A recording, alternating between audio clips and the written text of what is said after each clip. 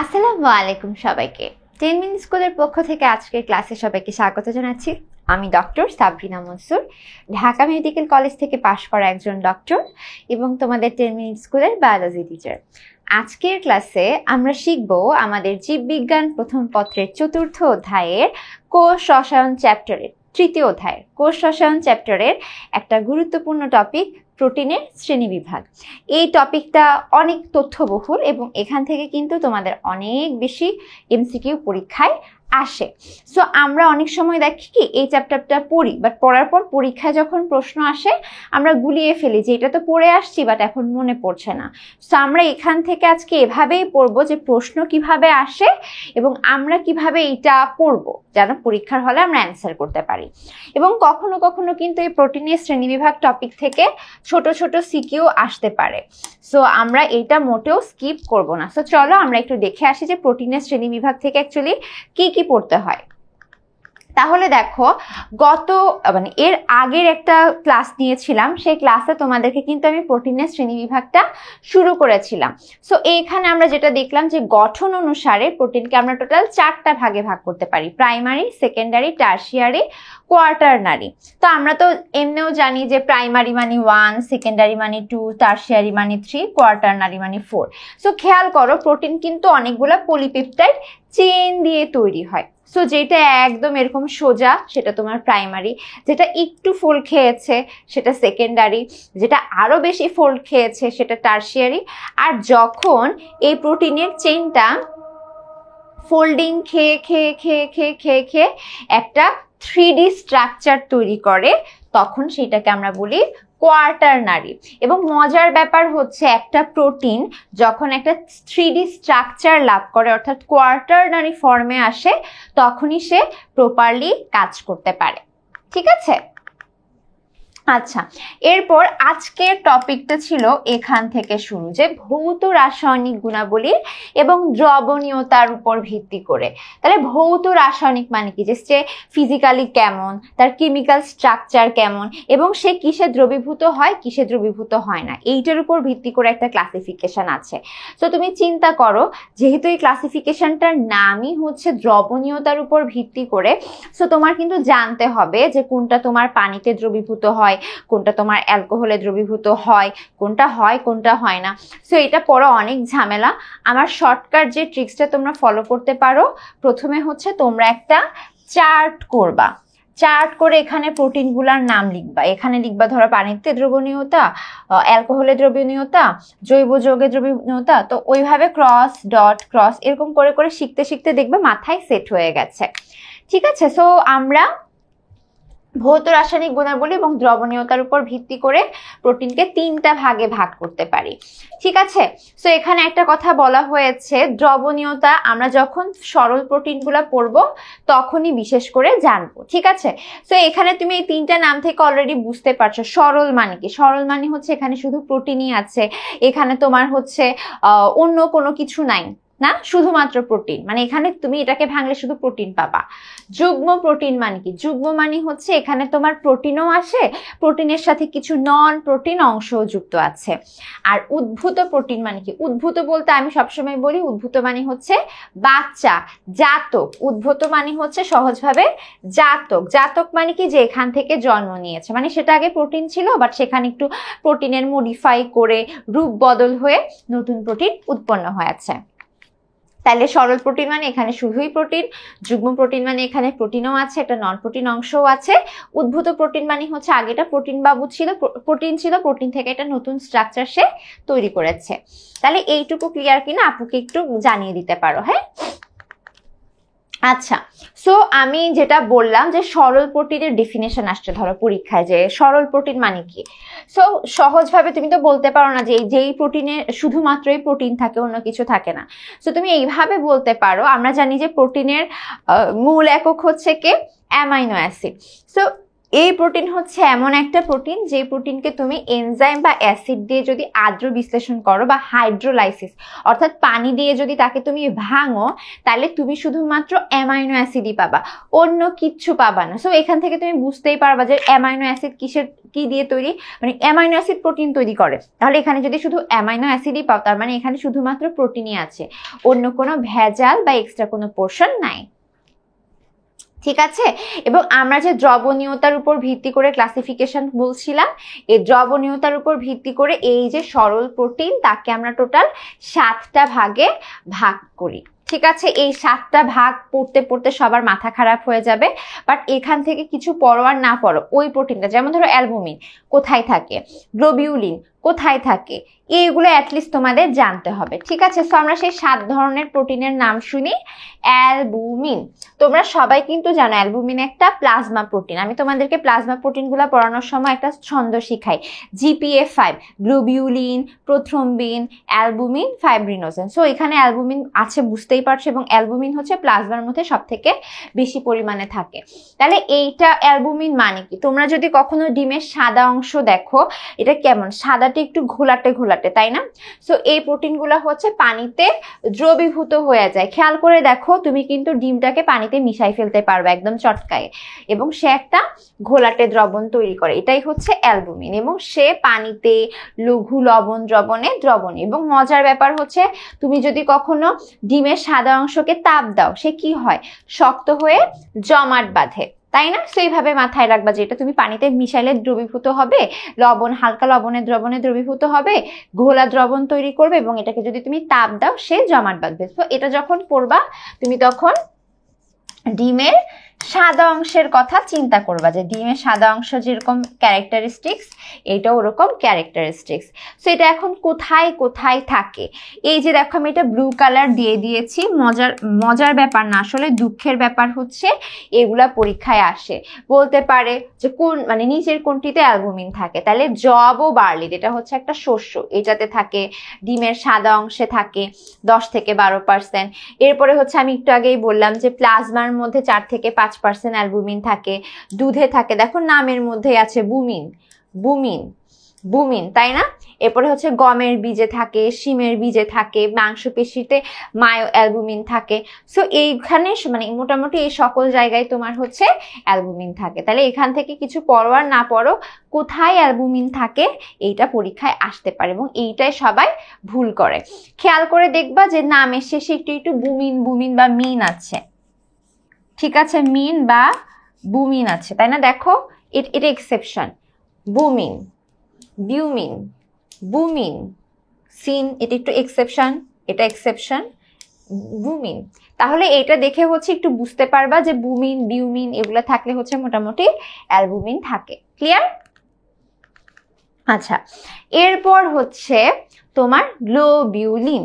এটা হচ্ছে একটু আগে আমরা পড়েছিলাম অ্যালবুমিন পানিতে দ্রবীভূত হয়, বাট পানিতে প্রায় অদ্রবণীয়। প্রায় অদ্রবণীয় মানে হচ্ছে গুলাইতে তোমার কষ্ট হবে, হ্যাঁ, বাট লঘু দ্রবণে দ্রবণীয়। আগের জন কিন্তু দুইটাতেই দ্রবণীয় ছিল, এবং এইটাও কিন্তু তোমার তাপে জমাট বাঁধে। এটা নর্মালি ডিমের কুসুমে হচ্ছে এইটা থাকে। তাহলে এখানে দেখো এটা কোথায় কোথায় থাকে, সেম আবার মাথায় রাখো, এই এক্সাম্পলগুলো অনেক বেশি আসে, যে ডিমের কুসুমে থাকে, এরপর রক্ত রসে থাকে, এরপর চোখের লেন্সে থাকে, তাই না, চোখের লেন্সে, মাংসপেশিতে থাকে। এবং মাথায় রাখো এটারও তোমার নামের শেষে শেষে কি, গ্লোবিউলিন, গ্লোবিউলিন, গ্লোবিউলিন অলরেডি দেওয়াই আছে, ঠিক আছে। গ্লোবিউলিন মানে এখানে তোমার দেখো মোটামুটি সব জায়গায় নামের শেষে গ্লোবিউলিন দেওয়া আছে। এখানে জাস্ট এটা পড়তে হবে যে ইত্যাদিতে, আঁশের ক্ষেত্রে এন্ডোসিন, মটর বীজে লিগিউনিন, চীনা বাদামে এরাচিন, আলুতে টিউবেরিন। সো এরকম প্রশ্ন আসে যে নিচের কোনটা উদ্ভিজ্জ গ্লোবিউলিন, নিচের কোনটা প্রাণীজ গ্লোবিউলিন। সো উপরের গুলা ডিমের কুসুম মুরগি ডিম থেকে আসছে, রক্তরস মানুষ থেকে আসছে, চোখ মাংসপেশি প্রাণীতে থাকে। সো উপরের গুলা হচ্ছে প্রাণীজ গ্লোবিউলিন, আর নিচের গুলা হচ্ছে উদ্ভিজ্জ গ্লোবিউলিন। ঠিক আছে, ক্লিয়ার কিনা আপুকে একটু বলে ফেলো, ঠিক আছে। আচ্ছা, এরপর দেখো গ্লুটেনিন। আমরা প্রথমে অ্যালবুমিনের কথা বলেছিলাম, সে পানি এবং লঘু দ্রবণে দ্রবণীয়। গ্লোবিউলিনের কথা পড়লাম, সে পানিতে প্রায় অদ্রবণীয় বাট লঘু দ্রবণে দ্রবণীয়। আর গ্লুটেনিন এর দুইটাতেই অদ্রবণীয়, বাট অ্যাসিড মানে লঘু অ্যাসিড বা লঘু ক্ষারে দ্রবণীয়। এবং ওদের দুইজনের সাথে একটা পার্থক্য, আগের দুইজন তোমার তাপ দিলে জমাট বাঁধত, বাট এ তাপ দিলে জমাট বাঁধে না। এই গ্লুটেনিনটা কোথায় থাকে? বীজে, দানায়, দানায় হচ্ছে এরা থাকে। তাহলে কোথায় কোথায় থাকে? এইটা একটা পরীক্ষায় আসছে, গমের মধ্যে থাকে, চালের মধ্যে থাকে। তাহলে খেয়াল করো, চাল গম এগুলো কিন্তু তোমার দানাদার শস্য, সেইভাবে মাথায় রাখবা যে শস্য দানায় তোমার গ্লুটেনিন থাকে। ঠিক আছে? আচ্ছা, প্রোলামিনটা ইম্পর্টেন্ট কেন একটু দেখো। এরা পানি এবং ইথানলে অদ্রবণীয়। ইথানল যেটা 100%, বাট 70 থেকে 80% ইথানলে দ্রবণীয়, সেটা একটা ইনফরমেশন আসতে পারে। এরপর হচ্ছে এই প্রোলামিনকে যদি ভাঙো, প্রোলামিনের নাম থেকেই তো বুঝতে পারছো এখানে প্রোলিন আর অ্যামোনিয়া থাকে। কোথায় কোথায় থাকে? ভুট্টার জেইন, গম ও রায়ের গ্লিয়াডিন, জব বার্লির হার্ডিন। তাহলে এই যে হার্ডিন হচ্ছে প্রোলামিন প্রোটিনের নাম, জেইন হচ্ছে প্রোলামিন প্রোটিনের নাম, গ্লিয়াডিন হচ্ছে প্রোলামিন প্রোটিনের নাম। এবং এরাও কোথায় থাকে? এরা শুধুমাত্র বীজে থাকে। আগের জন গ্লুটেনিন ছিল দানায়, এরা থাকে হচ্ছে বীজে। এবং এ কি হয় না? তাপে জমাট বাঁধে না। তাহলে প্রথম দুইজন তাপে জমাট বাঁধে, পরের দুইজন তাপে জমাট বাঁধে না। ক্লিয়ার কিনা আপুকে একটু বলো। হ্যাঁ, আচ্ছা, এরপর হচ্ছে হিস্টোন। এই হিস্টোনের কথা কিন্তু আমরা অনেক পড়েছি যে নিউক্লিয়াসের ভিতরে হিস্টোন প্রোটিন থাকে, তাই না? সো এদেরকে আমরা নিউক্লিয়াসে এবং নিউক্লিক অ্যাসিডের সাথে দেখতে পাই। সো এটা আমাদের অবশ্যই মাথায় থাকবে। এরা তোমার পানিতে দ্রবণীয় হয় এবং এরা হচ্ছে তাপে জমাট বাঁধে না। কোথায় থাকে? আর্জিনিন, লাইসিন এগুলাতে হচ্ছে এরা থাকে। কোথায়? ক্ষারীয় অ্যামাইনো অ্যাসিডে। ঠিক আছে? আচ্ছা, তাহলে আমরা যখন এর এক্সাম্পল পড়বো, নিউক্লিয় হিস্টোনের কথা পড়বো। নিউক্লিয় হিস্টোন মানে হচ্ছে যে হিস্টোন প্রোটিনটা নিউক্লিয়াসে বা নিউক্লিক অ্যাসিডের সাথে থাকে, সেইটার নিউক্লিয় হিস্টোন। ক্লিয়ার কিনা আপুকে একটু বলে ফেলো। আচ্ছা, এরপর প্রোটামিন। প্রোটামিন থেকে কিছু পড়ো আর না পড়ো, যেটা আসে এরা হচ্ছে সব থেকে ক্ষুদ্র প্রোটিন। ঠিক আছে? সব থেকে ক্ষুদ্র প্রোটিনের নাম হচ্ছে প্রোটামিন। এরা তোমার পানিতে, লঘু অ্যাসিডে, অ্যামোনিয়াম হাইড্রোক্সাইডে দ্রবণীয়। এবং সে কোথায় থাকে? ক্ষারীয় যে অ্যামাইনো অ্যাসিড যেমন আর্জিনিন এইখানে থাকে। এদেরকে তুমি হচ্ছে নিউক্লিয়াসে পাইতে পারো, নিউক্লিক অ্যাসিডেও পাইতে পারো। তাহলে দেখো, তুমি হিস্টোন প্রোটিনকেও নিউক্লিয়াসে পাও, প্রোটামিনকেও নিউক্লিয়াসে পাও। এবং এদের কোষে কোনো সালফার, টাইরোসিন, ট্রিপ্টোফেন এগুলো থাকে না। এটা অত ইম্পর্টেন্ট লাইনও না। তাপে জমাট বাঁধে না। বাট এখান থেকে যেটি ইম্পর্টেন্ট আসে, স্যামন মাছের শুক্রাণুতে সালমিন নামের প্রোটামিন থাকে। সো প্রোটামিন থেকে কিছু পড়ো আর না পড়ো, পড়বা যে এটা হচ্ছে সব থেকে পিচ্চি প্রোটিন এবং এটা স্যামন মাছের শুক্রাণুতে থাকে। তাহলে ক্ষুদ্র প্রোটিন প্রোটামিন এবং সে স্যামন মাছের শুক্রাণুতে থাকে। এইটুকু পড়লেই এনাফ। ঠিক আছে? স্ক্লেরোপ্রোটিন। স্ক্লেরো থেকে বুঝতে পারছো যে স্কেলেটন ভাইব আছে, তাই না? এরা হচ্ছে মোটামুটি তোমার পানি, লবণ কোথাও দ্রবণীয় হয় না। কোথায় থাকে? স্কেলেটন, হাড়, চুল, নখ, সংযোগ টিস্যুতে এরা থাকে। তাহলে এক্সাম্পল কি কি? শিং, নখ, খুর, চুল। এদের ক্যারাটিনে, চামড়ার কোলাজেনে, হাড়ের টেন্ডনে হচ্ছে এই জাতীয় প্রোটিনগুলা থাকে। আচ্ছা, তাইলে দেখো আমাদের 7টা প্রোটিনই পড়া হয়ে গেছে। আমরা কি জানবো? অ্যালবুমিন হচ্ছে তোমার পানিতে দ্রবণীয় হয়, ঘোলার দ্রবণ তৈরি করে। কোথায় কোথায় থাকে? গ্লোবিউলিন হচ্ছে তোমার পানিতে দ্রবীভূত হয় না, বাট লঘু দ্রবণে হয়। কিচ্ছু জানতে হবে না, কোথায় কোথায় থাকে এক্সাম্পল জানলেই হবে। গ্লুটেনিনটা ইম্পর্টেন্ট, জাস্ট মাথায় রাখবা শস্য দানায় থাকে, ধান এবং গমে। ঠিক আছে? প্রোলামিন থেকে মাথায় রাখবা যে সে 70 থেকে 80% ইথানলে দ্রবীভূত হয়, বীজে থাকে। কোথায় কোথায় কোন কোন বীজ? ভুট্টা, গম, জব, বার্লি এগুলার বীজে থাকে। হিস্টোন থেকে মাথায় রাখবা যে সে নিউক্লিয়াসে থাকে। ঠিক আছে? প্রোটামিন থেকে দুইটা ওয়ার্ড মাথায় রাখবা, এর সব থেকে ক্ষুদ্র প্রোটিন এবং স্যামন মাছের শুক্রাণুতে থাকে। আর স্ক্লেরোপ্রোটিন থেকে মাথায় রাখবা যে হাড্ডি গুড্ডি, কোলাজেন, ক্যারাটিন এগুলাতে হচ্ছে তোমার এই স্ক্লেরোপ্রোটিন থাকে। তাহলে ইনফরমেশন অনেক। আগে পড়বা কোথায় থাকে, ঠিক আছে, তাইলেই হবে, বাকিগুলো আসতেও পারে নাও আসতে পারে। সো এইটুকু ক্লিয়ার কিনা আপুকে একটু বলে ফেলো, ঠিক আছে। আচ্ছা, এরপর হচ্ছে যুগ্ম বা সংশ্লেষিত প্রোটিন। তাহলে তুমি বুঝতেই পারছো যুগ্ম মানে কি।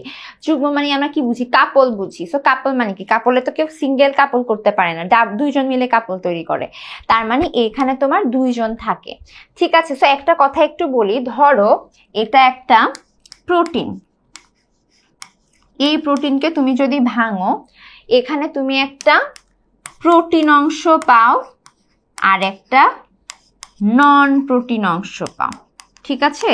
সেই নন প্রোটিন অংশের একটা সুন্দর নাম আছে, সেই নামটাকে বলা হয় প্রোস্থেটিক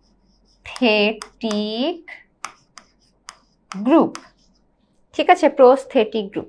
তাইলে দেখো, যে প্রোটিনের সাথে একটা অপ্রোটিন অংশ বা প্রোস্থেটিক গ্রুপ যুক্ত থাকে তাকেই আমরা বলবো কনজুগেটেড প্রোটিন বা যুগ্ম প্রোটিন।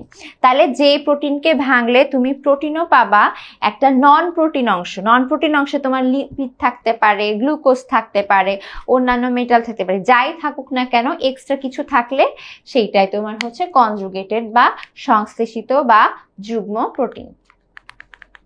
ক্লিয়ার কিনা আপুকে বলো তো। আচ্ছা, এখন দেখো কনজুগেটেড প্রোটিন কি কি হইতে পারে, মানে বিশেষ করে হচ্ছে তোমার কনজুগেটেড প্রোটিনে তোমার প্রোটিনের সাথে কে যুক্ত আছে এইটার উপর ভিত্তি করে হচ্ছে আমরা নাম দিই, এবং মজার ব্যাপার হচ্ছে নাম দেখেই তুমি চিনতে পারবা এর সাথে অ্যাকচুয়ালি কে যুক্ত আছে। তো একটু গেস করো তো, নিউক্লিয় প্রোটিন।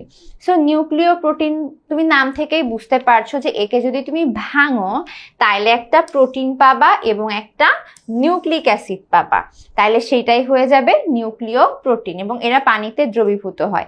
আচ্ছা, তাহলে বলতে পারে যে নিউক্লিয় প্রোটিনকে কোথায় পাওয়া যায়, আমরা জানি নিউক্লিয়াস কোথায় থাকে, মানে নিউক্লিয়াস ক্রোমোজোম, তাহলে এটা হচ্ছে তুমি ক্রোমোজোমে পাবা, ঠিক আছে, ক্রোমোজোমে হচ্ছে এদেরকে পাবা।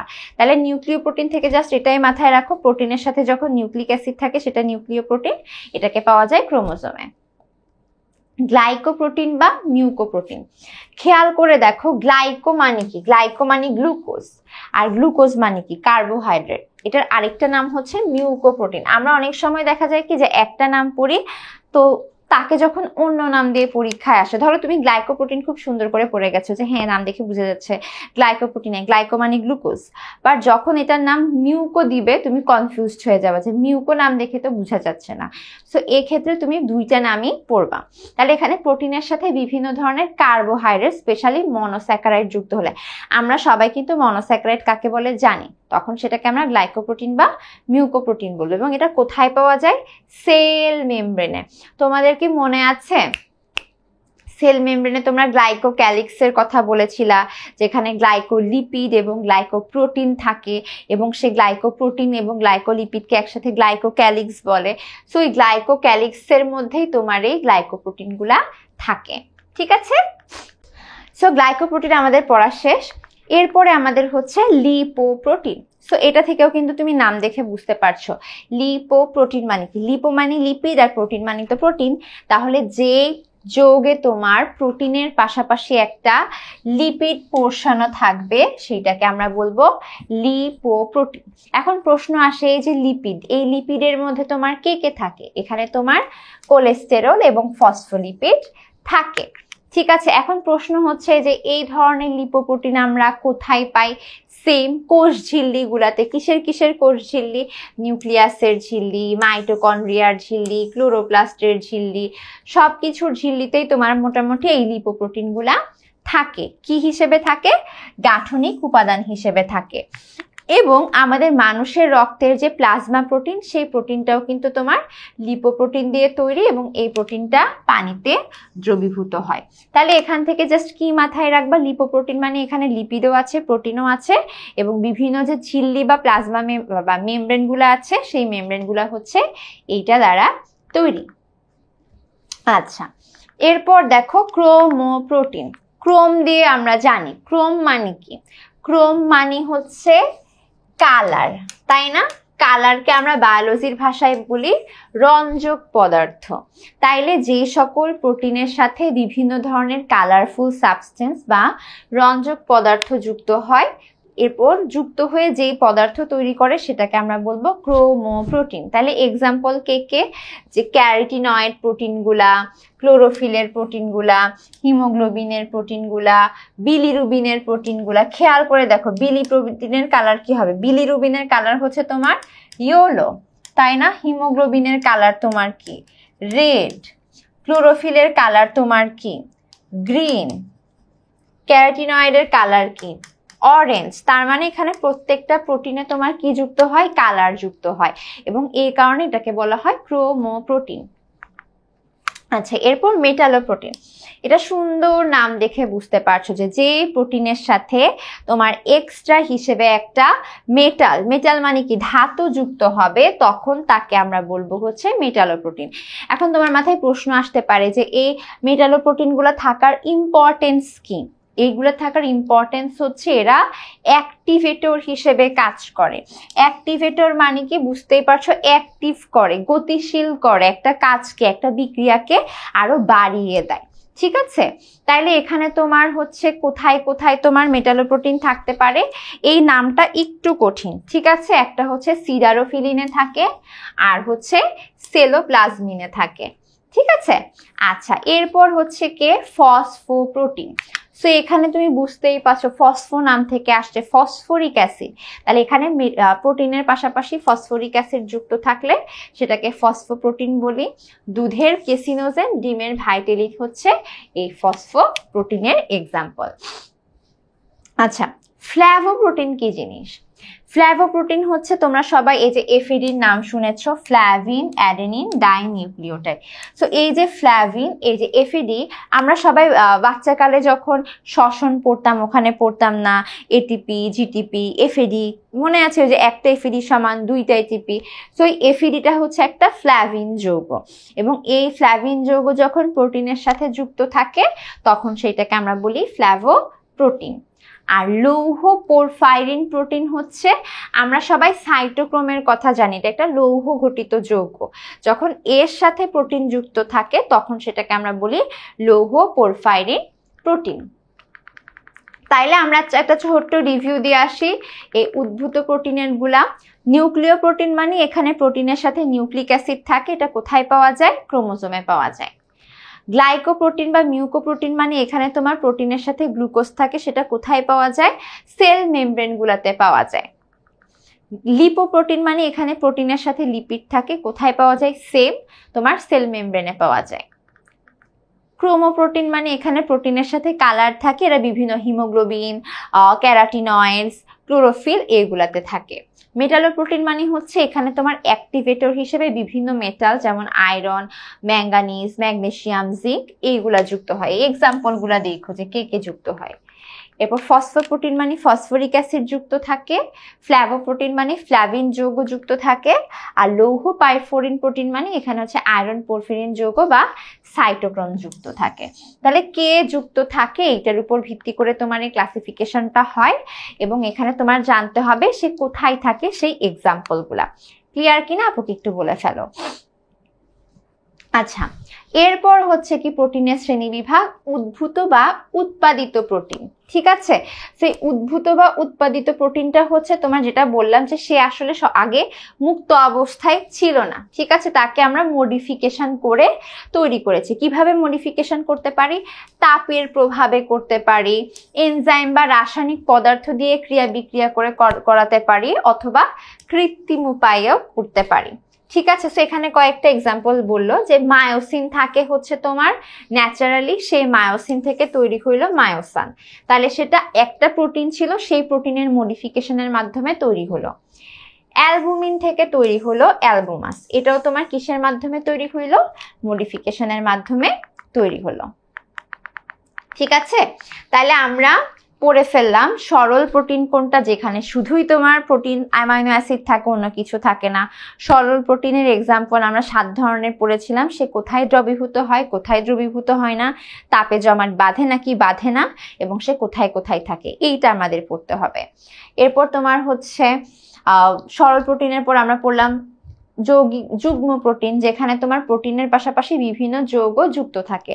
সেটা নিউক্লিক অ্যাসিড যুক্ত থাকলে নিউক্লিয় প্রোটিন, লিপিড যুক্ত থাকলে লিপোপ্রোটিন, গ্লুকোজ যুক্ত থাকলে গ্লাইকো বা মিউকোপ্রোটিন, কালার যুক্ত থাকলে ক্রোমোপ্রোটিন, ফ্ল্যাভিন যৌগ থাকলে ফ্ল্যাভিপ্রোটিন।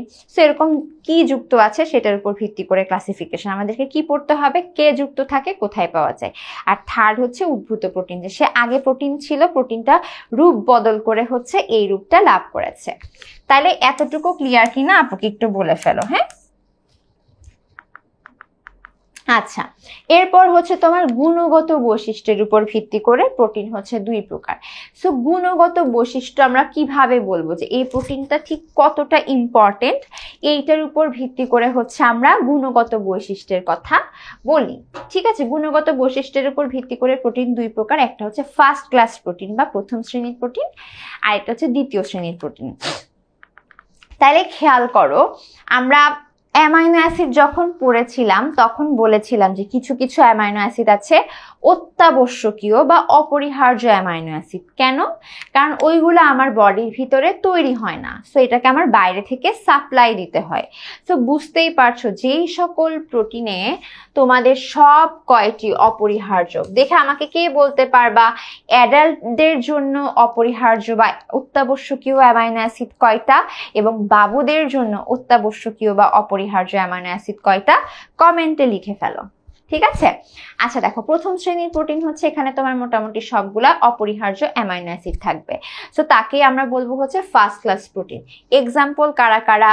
মাছ, মাংস, ডিম, দুধ, বাদাম, সয়াবিন, এই মোটামুটি সব ধরনের প্রাণীজ প্রোটিনে তোমার অত্যাবশ্যকীয় অ্যামাইনো অ্যাসিড গুলা থাকে। আচ্ছা, এখন হচ্ছে তোমার দ্বিতীয় শ্রেণীর প্রোটিন। দ্বিতীয় শ্রেণীর প্রোটিন মানে কি, যে অ্যাকচুয়ালি আমার যে সবগুলো অ্যামাইনো অ্যাসিড দরকার সেই অ্যামাইনো অ্যাসিড গুলা এদের মধ্যে থাকে না। সো যখন আমার মধ্যে একটা জিনিস থাকে না, সেটাকে আমরা কি বলবো? অসম্পূর্ণ বা বলবো সেকেন্ড ক্লাস, যে না, এর মধ্যে একটা ঘাটতি আছে।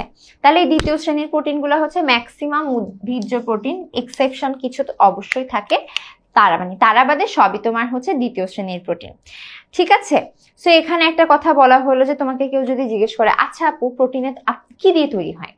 আমরা জানি প্রোটিনে তোমার 20 প্রকার অ্যামাইনো অ্যাসিড থাকে, তাই না? 20 প্রকার অ্যামাইনো অ্যাসিড, যেগুলোকে আমরা প্রোটিন অ্যামাইনো অ্যাসিড বলি, ওগুলা বিভিন্ন ফর্মুলায় সজ্জিত হয়ে হয়ে হয়ে হয়ে হয়ে হয়ে তোমার প্রোটিন তৈরি করে। এর পাশাপাশি আমরা যখন যুগ্ম প্রোটিন পড়বো, সেখানে তোমার প্রস্থিতিক গ্রুপ হিসেবে লিপিড, কার্বোহাইড্রেট, নিউক্লিক অ্যাসিড, এই পদার্থগুলাও থাকতে পারে। তো চলো আজকে আমরা কি কি পড়েছি শুরু থেকে একটু রিভিউ করে আসি। ঠিক আছে, আমাদের প্রোটিনের শ্রেণী বিভাগটা কিন্তু আরো আগে শুরু হয়েছিল, বাট এই ক্লাসে আমরা হাফ থেকে শুরু করেছি। আমরা প্রথমে পড়েছি হচ্ছে তোমার গঠন অনুযায়ী কেমন হতে পারে, 4 ধরনের: প্রাথমিক বা primary, secondary, tertiary, quaternary. Folding এর উপর ভিত্তি করে হচ্ছে এইটা নামকরণ হয়েছে। প্রাইমারি মানে একদম সরল, সেকেন্ডারি মানে একটু ভাঁজ খাওয়া, টারশিয়ারি মানে আরেকটু ভাঁজ খাওয়া, আর কোয়াটারনারি মানে হচ্ছে একটা 3D স্ট্রাকচার আছে। এরপর ভৌত রাসায়নিকের উপর ভিত্তি করে আমরা 3 ভাগে ভাগ করেছিলাম। সরল মানে এখানে শুধুই অ্যামাইনো অ্যাসিড, যুগ্ম মানে এখানে তোমার amino acid plus protein plus prosthetic group, আর উদ্ভূত প্রোটিন মানে সেটা ন্যাচারালি পরিবেশে থাকে না, নতুন করে তৈরি করতে হয়। এরপর সরল প্রোটিনকে আমরা 7টা ভাগে ভাগ করেছিলাম। অ্যালবুমিন কোথায় থাকে, এক্সাম্পল গুলা পড়বা। গ্লোবিউলিন কোথায় থাকে, এক্সাম্পল গুলা পড়বা। গ্লুটেনিন জাস্ট মাথায় রাখবা, সে হচ্ছে তোমার দানাদার শস্যে থাকে। প্রোলামিন হচ্ছে তোমার এই 70 থেকে 80% ইথানলে দ্রবীভূত হয় আর বীজে থাকে, এবং সে প্রোলিন এবং অ্যামোনিয়া তৈরি করে। হিস্টোন তোমার কোথায় থাকে, নিউক্লিক অ্যাসিডের ভিতরে থাকে। আচ্ছা, প্রোটামিনের 2টা ইনফরমেশন পড়বা, সব থেকে ক্ষুদ্র প্রোটিন এবং স্যামন মাছের শুক্রাণুতে থাকে। স্ক্লেরোপ্রোটিন নাম থেকে বুঝতে পারছো, স্কেলেটন বা হাড্ডি গুজ্জিতে থাকে। যুগ্ম প্রোটিন হচ্ছে তোমার এর সাথে কে যুক্ত আছে সেইটার উপর ভিত্তি করে নামকরণ হয়। যেমন নিউক্লিওপ্রোটিন মানে নিউক্লিক অ্যাসিড থাকে কোথায় থাকে ক্রোমোসোমে, গ্লাইকোপ্রোটিন মানে গ্লুকোজ যুক্ত থাকে কোথায় থাকে সেল মেমব্রেনে, লিপোপ্রোটিন মানে লিপিড যুক্ত থাকে কোথায় থাকে তোমার সেল মেমব্রেনে, ক্রোমোপ্রোটিন মানে কালার যুক্ত থাকে কোথায় থাকে ক্লোরোফিল, বিলিরুবিনে থাকে, হিমোগ্লোবিনে থাকে, মেটালোপ্রোটিন মানে অ্যাক্টিভেটর হিসেবে মেটাল যুক্ত থাকে, ফসফোপ্রোটিন মানে ফসফরিক অ্যাসিড যুক্ত থাকে, ফ্ল্যাভিপ্রোটিন মানে ফ্ল্যাভিন যুক্ত থাকে, আর লৌহ পোরফারিন মানে সাইক্রোমের সাথে যুক্ত থাকে। উদ্ভূত প্রোটিন মানে এটা আগে নর্মালি এটা ন্যাচারালি থাকে না, অন্য একটা প্রোটিন মডিফিকেশন হয়ে এটা তৈরি করে, ঠিক আছে। আর লাস্টে আমরা গুণগত বৈশিষ্ট্যের উপর ভিত্তি করে পড়লাম প্রাইমারি বা মানে প্রথম শ্রেণীর প্রোটিন মানে হচ্ছে সব অত্যাবশ্যকীয় অ্যামাইনো অ্যাসিড থাকবে, আর সেকেন্ড ক্লাস প্রোটিন মানে হচ্ছে এখানে অসম্পূর্ণ সবগুলা থাকবে না। সো এখান থেকে কিন্তু তোমার কখনো কখনো গতে বলতেই পারে যে তোমার গঠনের উপর ভিত্তি করে প্রোটিনের শ্রেণী বিভাগ লিখো, অথবা বলতে পারে যে তোমার ভৌত রাসায়নিক বৈশিষ্ট্যের উপর ভিত্তি করে তুমি প্রোটিনের শ্রেণী বিভাগ লিখো। ইভেন তোমার যদি কখনো বলে যে প্রোটিনের শ্রেণী বিভাগ লিখো, তখন কিন্তু তোমাকে একটা চার্ট করতে হবে। এখানে লিখবা প্রোটিন, এরপরে এখানে লিখবা যে কিসের ভিত্তিতে তুমি ক্লাসিফিকেশন গুলা করছো, আবার ওই প্রত্যেকটাকে তোমার সিপারেটলি ক্লাসিফিকেশন করতে হবে। এবং যখন তোমার এরকম ক্লাসিফিকেশনের চিত্র আসবে, চেষ্টা করবা একটা পুরা পেজ নিয়ে সেটাকে লিখা, তাহলে তোমার সুন্দর হবে দেখতে, ঠিক আছে। সো আশা করি আজকের ক্লাসে আমরা পড়ার পর আমাদের প্রোটিনের শ্রেণী বিভাগের উপর আমরা সবাই একদম বস হয়ে গেছি। সো কারো কোনো কনফিউশন থাকলে, কোনো প্রশ্ন থাকলে কমেন্টে দিয়ে দিতে পারো, আমি এগুলা যে কোনো সময় এসে অ্যান্সার করে যাব। তো ক্লাস কেমন লেগেছে আপুকে জানিয়ে দাও, এবং সবার সাথে আশা করি নেক্সট কোনো একটা ক্লাসে দেখা হবে। তোমরা অনেকেই আমার নাম জিজ্ঞেস করো, তোমাদের জন্য ডক্টর সাবরিনা মনসুর, আমি হচ্ছি ডিএমসি থেকে এমবিবিএস গ্র্যাজুয়েট, ঠিক আছে। সো কার কার কি ড্রিম, কে কোথায় পড়তে চাও, কার কার ড্রিম হচ্ছে ডিএমসি তে পড়া, এইটাও জানিয়ে দাও। সবাই সবার ড্রিম পূরণ করো এই প্রত্যাশা ব্যক্ত করে আজকের ক্লাস এখানেই শেষ করছি। ধন্যবাদ সবাইকে।